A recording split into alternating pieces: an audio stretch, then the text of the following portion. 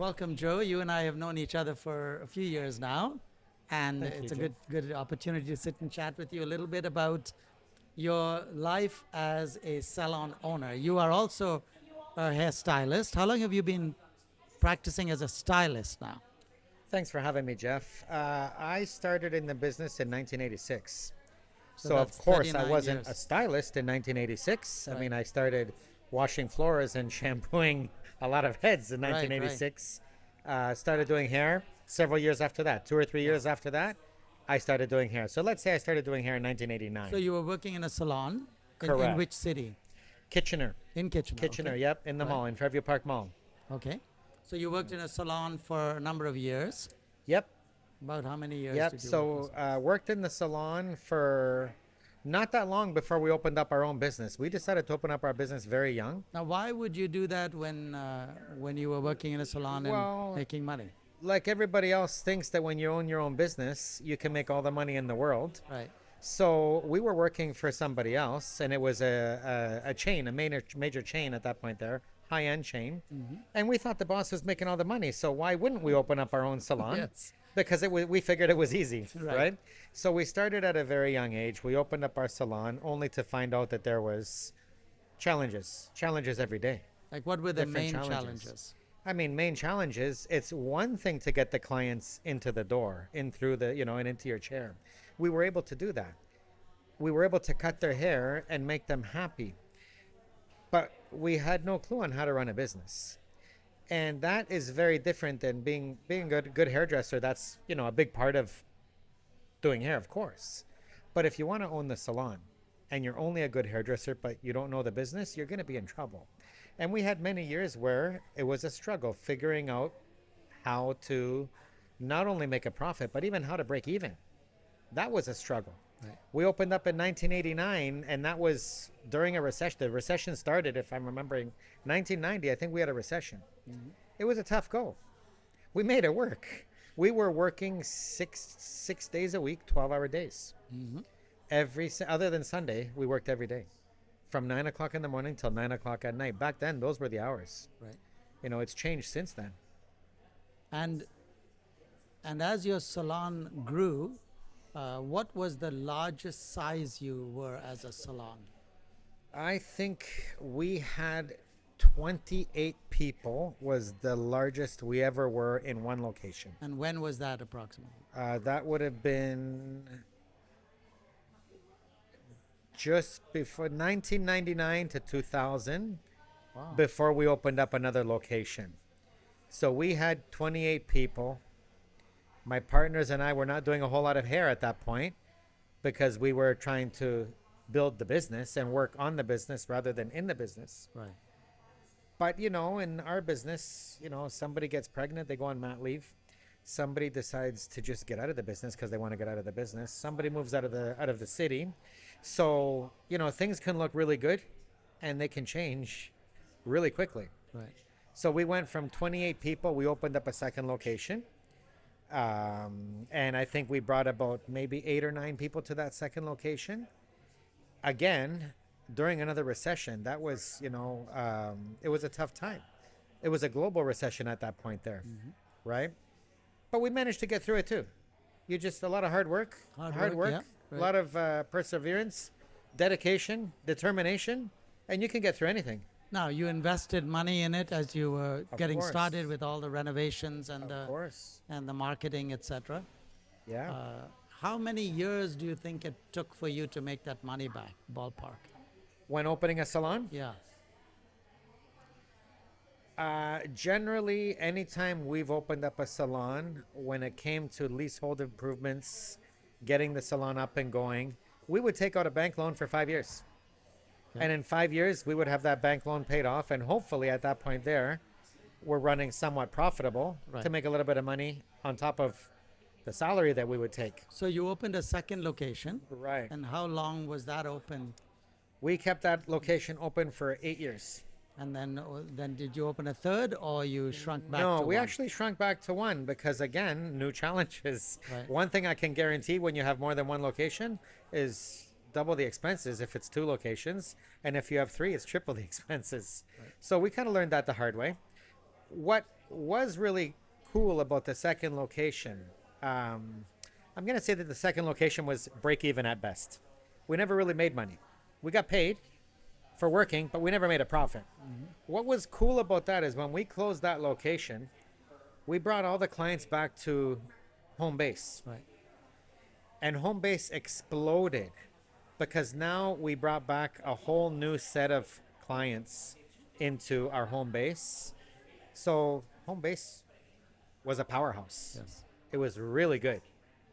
So then you bought your own building We did. and you moved into your own owned location. About how long ago? We January of 2020. Oh, just January before of COVID. 2020. Wow. Just before COVID. We signed those mortgage papers, and about 3 weeks later, we started hearing that COVID word. We didn't really know what it was, but we heard it on the news. We saw it on TV, and we thought that it would be just something that would pass. Yep. And it didn't pass as quickly as any of us expected it to pass. We were under construction. We were building a new salon. We had a time limit to build the salon, only to find out that when we were done building the salon, we still weren't allowed to open Right. because there was government restrictions. So it was a tough go yet again. That was another year to 2 years of It was, yeah. very So the difficult time. Kitchener-Waterloo area was shut down for a total of 7.5 months. Wow. I know not Greater Toronto. I think downtown Toronto was closer to 11 months. Right. But we were 7.5 months here. So you had to survive that challenge We did. with your new building and all the costs of carrying it. We did. And the government helped Yes, there with was the some first loans. shutdown, Yeah. where there was grants with Right. the first shutdown.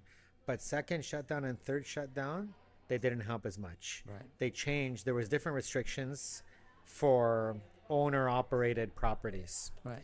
So we weren't eligible for the government to pay our rent, Right. per se.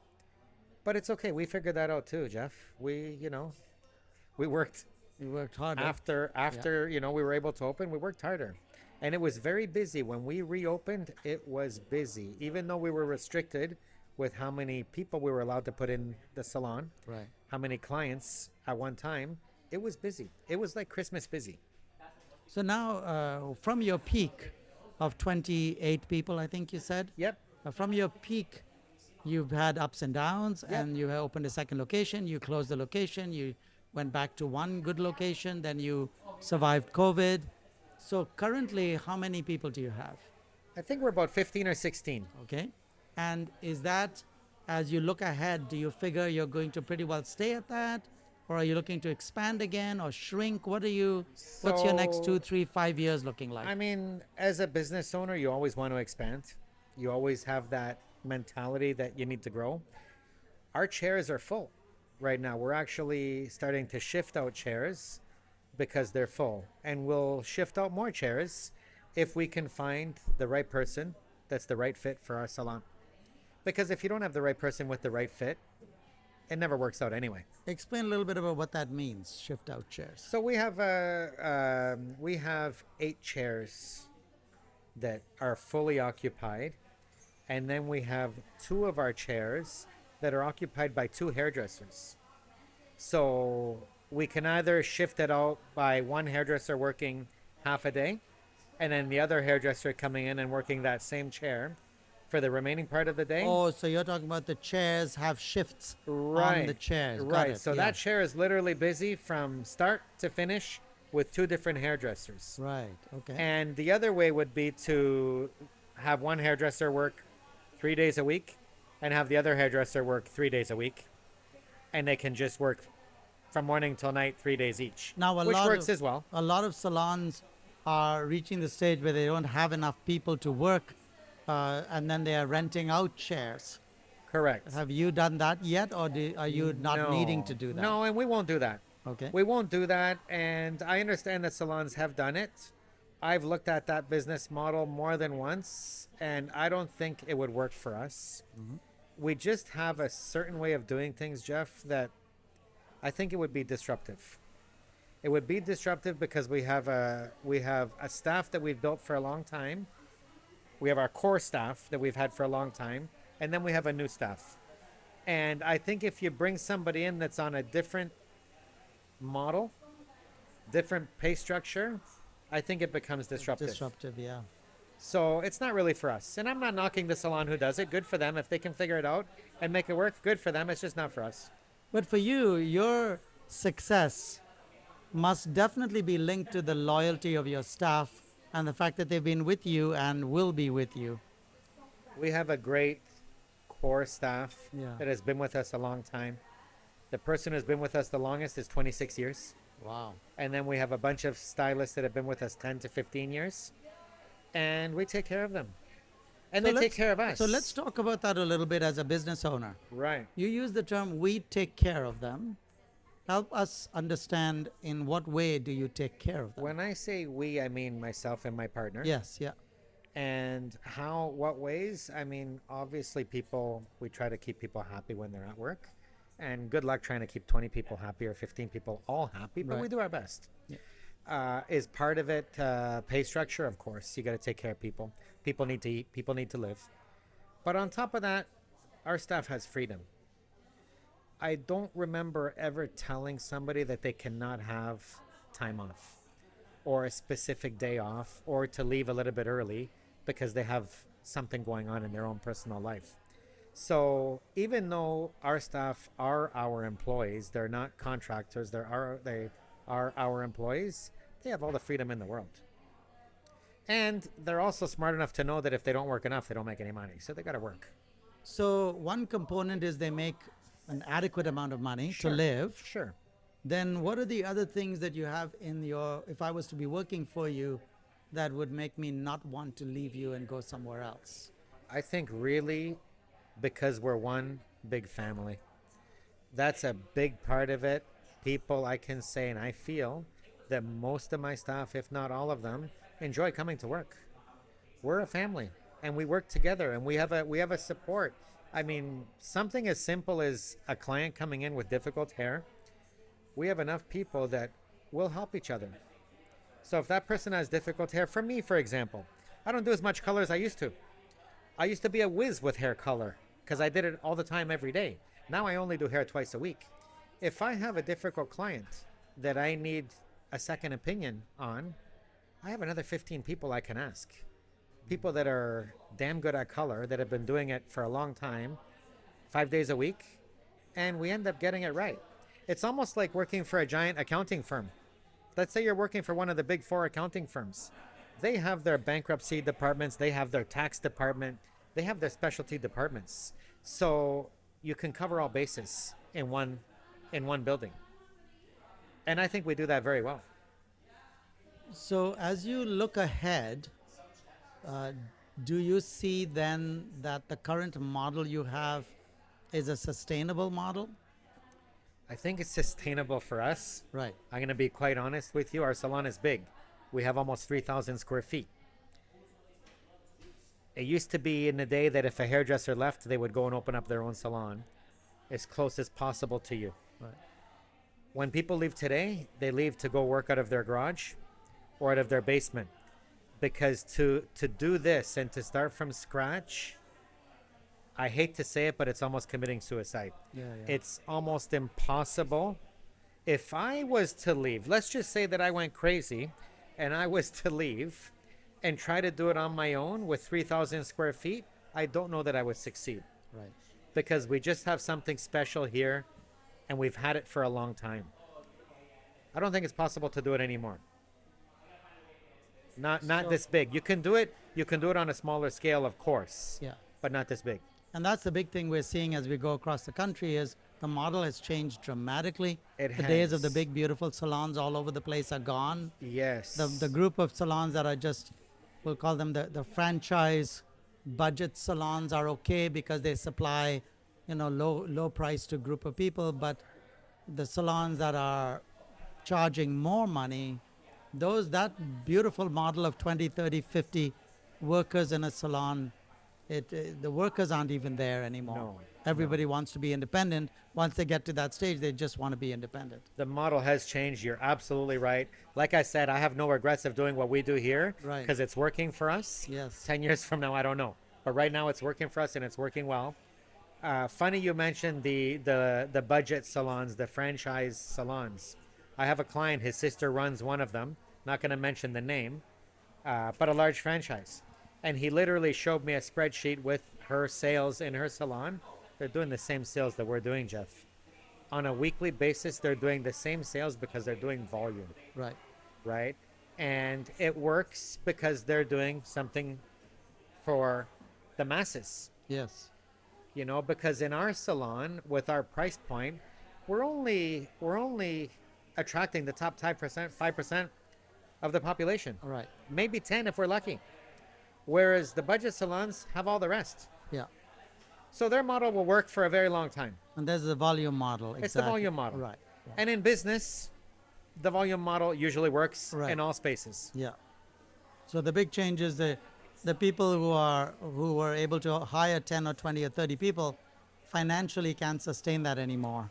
I On don't- a startup on a startup basis they can't sustain startup, it. I think it's impossible. And I see people in the area that have done it, even outside of the area that have done it and have not succeeded. They've So- attempted it, but have not succeeded.